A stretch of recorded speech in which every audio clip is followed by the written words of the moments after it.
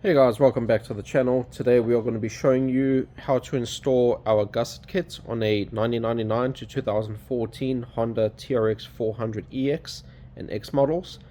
This kit is to brace all the weak points in the frame and is available on our website, as well as our subframe gusset kit. You can find that on our website too. So let's go ahead and show you where all the pieces go.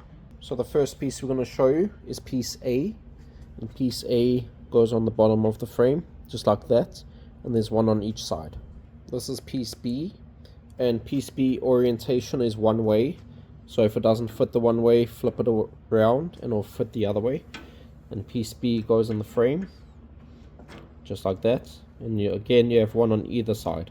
Now for piece C, you have 6 C pieces, 3 on either side, and for C, first piece goes over there underneath the frame by the A-arms. Your second piece of C is going to brace the upper shock tower to the frame, and that'll go just like that. And for your third piece of C, it's going to brace the blower of the frame to your string arm mounts, and then it'll get mounted just like that. And don't forget, for part C, there's 6 of them, 3 on this side and 3 on the other side.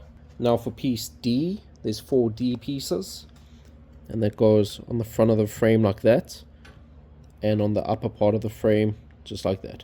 This is piece E, and this is going to get mounted in here just like that. For piece F, we're going to go ahead and support that subframe mount on the back of the frame, and F goes just like that. And then you have pieces G. Piece G is going to go in the frame just like that. Now for the upper steering support pieces, you have H and I. So this is piece H, and piece H is going to go between there and the frame and get welded like that. And piece I has a notch, and as you can see, it's shaped a little differently too, but also has I and lowercase I, and that piece is going to go on the inside and get welded in at an angle just like that. And you have piece J, and piece J is going to go just like that. And don't forget, you have one on the other side too.